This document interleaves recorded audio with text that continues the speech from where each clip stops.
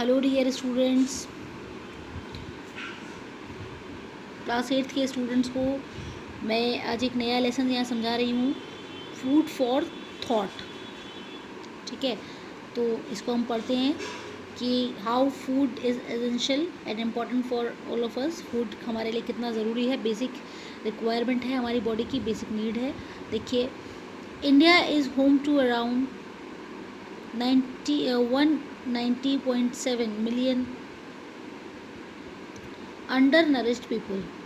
ठीक है, आप देख सकते हैं कितनी बड़ी संख्या में लोग ऐसे हैं हमारी कंट्री में जो कि कैसे हैं, अंडर नरिश्ड हैं या मेल नरिश्ड हैं, जिनको न्यूट्रिशियस डाइट नहीं मिल पाती है और कुपोषण का शिकार हैं वो लोग।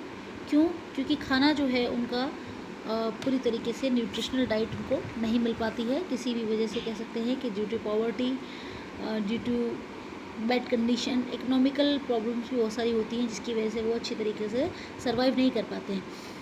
One of the highest in the world, सबसे बड़ी प्रॉब्लम क्या है? Under nourished people. Under nourished people वही हैं जिनको एक अच्छा भोजन पर्याप्त मात्रा में नहीं मिल पाता है।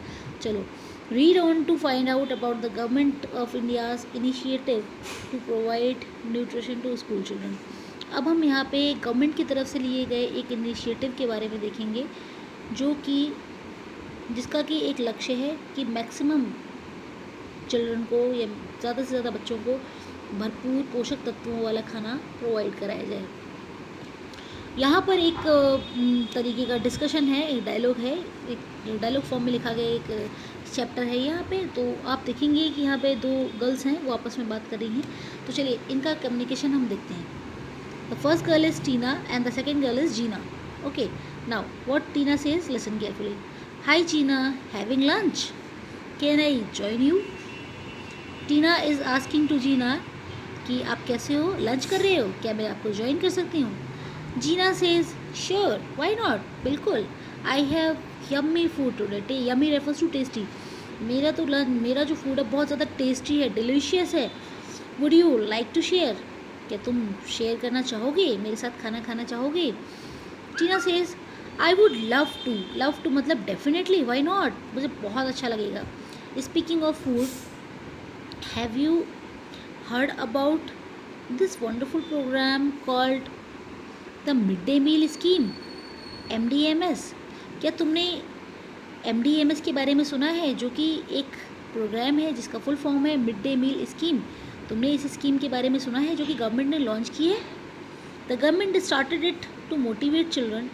गवर्नमेंट ने इसको शुरू किया है चिल्ड्रन को मोटिवेट करने के लिए from economically weak families to go to school by ensuring that every child gets at least one nutritious meal a day। ठीक है, गवर्नमेंट ने इस स्कीम को लॉन्च उन चिल्ड्रन के लिए किया है जो कि इकोनॉमिकली पुअर हैं या जिनकी इकोनॉमिक कंडीशन वीक है। उन फैमिली से आने वाले बच्चों को एक न्यूट्रिशियस डाइट मिल सके, इसलिए गवर्नमेंट ने इस स्कीम को लॉन्च किया है। और ज़्यादा से ज़्यादा बच्चे स्कूल पहुँचें, वहाँ पर जो उनको फूड प्रोवाइड किया जा रहा है उसको वो खाएं, जिससे कि वो मेल नरिश्ड ना रह सकें, कुपोषण का शिकार ना रह सकें। अकॉर्डिंग टू दिस प्रोग्राम, इस प्रोग्राम के अकॉर्डिंग यानी इसके अनुसार, every child studying in government and non government assisted school, इस प्रोग्राम के हिसाब से सारे बच्चे जो कि सरकारी या फिर government assisted, government aided school जो होते हैं उसमें पढ़ने वाले जो विद्यार्थी हैं उनको एक होलसम लंच मिल सके। होलसम माने क्या होता है? Wholesome refers to conductive to good health. इसका मतलब होता है कंप्लीट डाइट, एक कंप्लीट डाइट जो उनको लंच में मिल सके और उससे उनको भरपूर मात्रा में पोषक तत्व मिल जाएं। जीना कहती है इस पर, wow, is this a new scheme? क्या ये नई स्कीम है? टेल मी मोर प्लीज़, मुझे और बताओ उसके बारे में, मुझे और सुनना है। टीना कहती है yes, this scheme was started in 1920s इन तमिलनाडु। ये स्कीम शुरू तो 1920s में हुई थी तमिलनाडु में, और now it has expanded to cover the whole country. और अब धीरे धीरे करके ये पूरी कंट्री को कवर कर रही है, पूरे देश में ये स्कीम जो है वो एक्सपेंड होती जा रही है।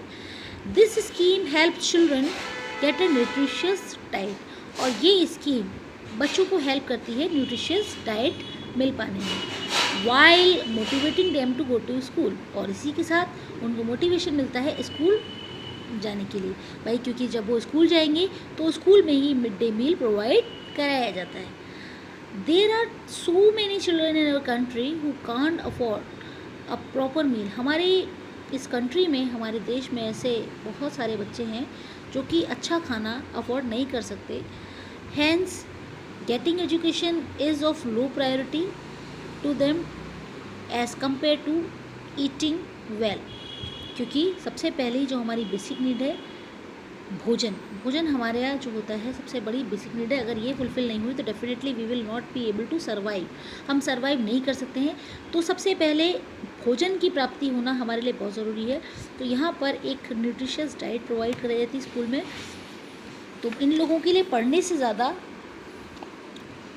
खाना अगर अच्छा मिल रहा है तो वो ज़्यादा ज़रूरी, इसीलिए उन बच्चों को स्कूल में इस तरीके से अट्रैक्ट किया जाता है जिससे वो आएँ और अपना इस चीज़ का फ़ायदा उठाएं। By providing them with a healthy lunch, the government aims to attract the children to school.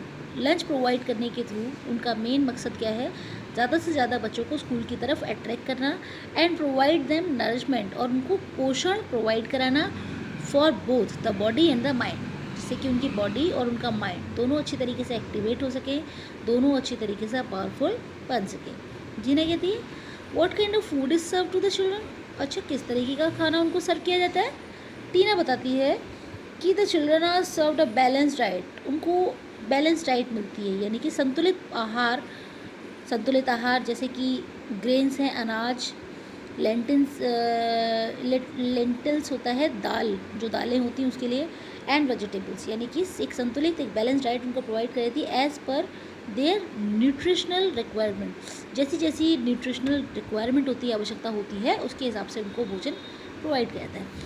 And the menu is fixed accordingly, और accordingly day by day menu change होता रहता है, यानी कभी कुछ प्रोवाइड करते, कभी खिचड़ी प्रोवाइड कर दी, तो कभी आपके दाल एंड राइस आ गया, कभी कुछ आ गया, इस तरीके से करके उनको न्यूट्रिशनल वैल्यू से भरा हुआ खाना जो है वो मिलता है। जीना कहती है and the cost who bears that, और इसका खर्चा कौन उठाता है उसे।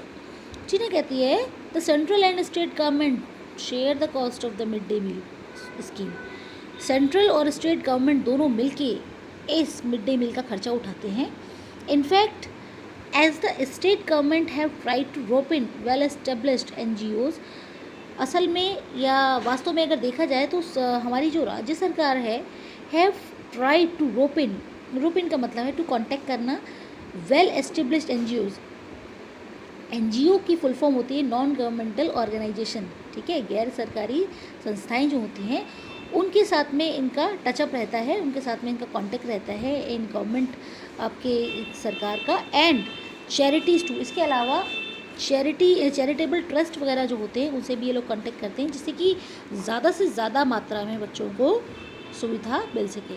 The government provides grants to these organization, government जो सरकार होती है इन ऑर्गेनाइजेशंस को ग्रांट यानी कि स्वीकृति देती है, इनको अप्रूवल करती हैं टू सेटअप मॉडर्न किचन्स बनाने के लिए इनको अप्रूवल वहीं से मिलता है, जिससे कि वहाँ पर वो खाना बना सकें, पैकिंग कर सकें और उसके बाद वो भोजन जो है वो डिलीवर कर सकें। Deliver hygienic and nutritious meal, उस हाइजीनिक और न्यूट्रिशियस मील्स को, खाने को वो बनाने के बाद पैक करें और उसको डिलीवर कर सके बच्चों तक, ठीक है। जीना कहती है well it really is great initiative, वास्तव में ये तो बहुत वंडरफुल इनिशिएटिव है। Every child has the right to healthy food, हर बच्चे को एक अधिकार है कि वो स्वस्थ भोजन और एक अच्छी एजुकेशन को प्राप्त कर सके। It is sad that child hunger still persist in India, और ये तो बड़ी दुख की बात है कि अभी भी बहुत से बच्चे जो हैं भारत में भूख से परेशान हो रहे हैं, भूख से तड़प रहे हैं। तो ये जो इनिशिएटिव गवर्नमेंट की तरफ से लिया गया है वास्तव में बहुत ज़्यादा अप्रिशिएटिव है। तो बेटा आज की वीडियो में इतना ही, इसको आप दोबारा से इस चैप्टर को अच्छे से पढ़ेंगे। Thank you.